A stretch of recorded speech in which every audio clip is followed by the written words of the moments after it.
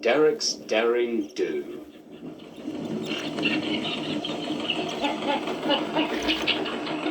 Not everyone on the other railway is a rude, aggressive moron. Take Derrick, for example, the latest engine to join the railway. He is long and green, and you'd be hard-pressed to find a more enthusiastic worker. His only problem is having the most unreliable cooling system ever built by man. But the thin git could overlook that. After all, he was an ex-Sodor engine and dirt cheap. What more could a controller want?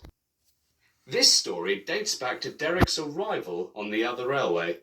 He had passed most of his initiation trials, including getting his buffers paddled by the workmen, and was one task away from being accepted. All he had to do was to take a train of railway enthusiasts from the big fat station to the smelters and back, but he found it hard to move the heavy coaches. "Did you see him straining?" said Bowler. "It's like Driver every time he brings a curry to work." "Positively painful," remarked Lord Stuck-Up. "Entertaining, but painful." "Just pathetic," grunted Spancan. "He should just give up and piss off to York or something to be preserved before he explodes." "Shut up," burst out Diesel. "You know this won't bother him. Derrick's more sickeningly cheerful than any of us." "You're right, Diesel," said the thin git.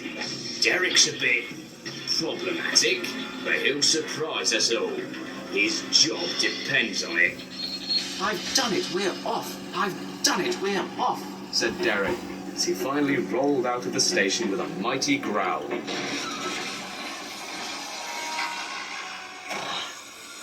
He stopped in a cloud of black smoke at the first signal. "I'll get the breakdown coach," grumbled Diesel. One repair and several stalls later, Derrick made it to the smelters. The shunting diesels there were disgruntled to see the visitors. They hated being photographed. Later, they were to take the party around the industrial complex in a brake van special, but the engines dumped the vans into the smelting vats before anyone could get in. The visitors were most furious, and couldn't wait until Derrick came to take them home. On the way, the weather changed. Wind, rain, hail, and the odd piece of metal buffeted Derrick. His sanding gear failed, and his driver had to throw a sand bucket on the rails from his cab by hand.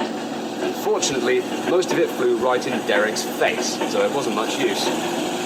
Suddenly, Derrick's wheels slipped fiercely. With a metallic bang, something broke.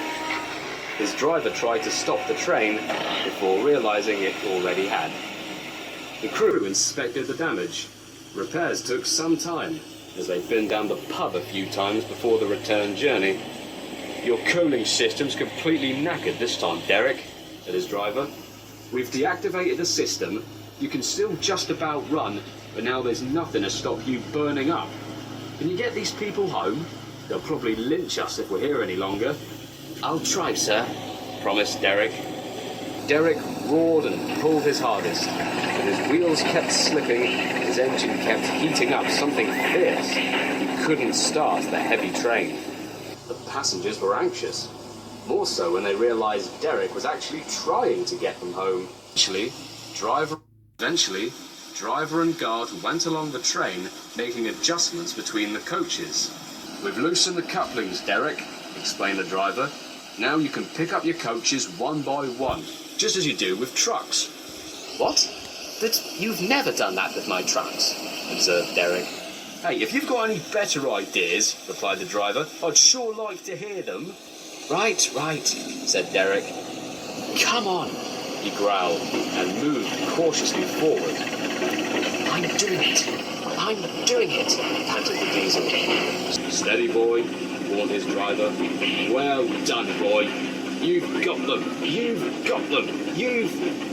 not got them. He slammed on the brakes. "Damn it, Clive. I said to loosen the couplings, not to take them all off. God." The roll of his eyes, Derrick backed down and started again a few minutes later. The first coach moving helped to start the second, The second helped the third. The third, yada yada yada, you get the idea. I've done it. I've done it, wheezed Derek. Now you've got them, boy, called the driver. Well done. Listen happily to Derek's steady rumbling as he inched slowly but surely ahead in a cloud of black smoke. At last, battered, weary, boiling hot, but unbeaten, Derek trundled into the big fat station. Bowler was waiting for the visitors with the mainline train. And by waiting, I mean he was fast asleep and drooling over the sleepers. Derek came to a stop and stood smoking at one of the platforms. The thin git angrily pointed to the clock, but excited passengers were so pleased that Derek actually tried to help them, they cheered and thanked him and his driver. Not Clive the guard, though, the ninny. The thin git saw the potential in having at least one half-likeable engine on board, and saw to it that Derek was made a full member of the other railway fleet. The rest of the engines remained moodily silent for a long while after.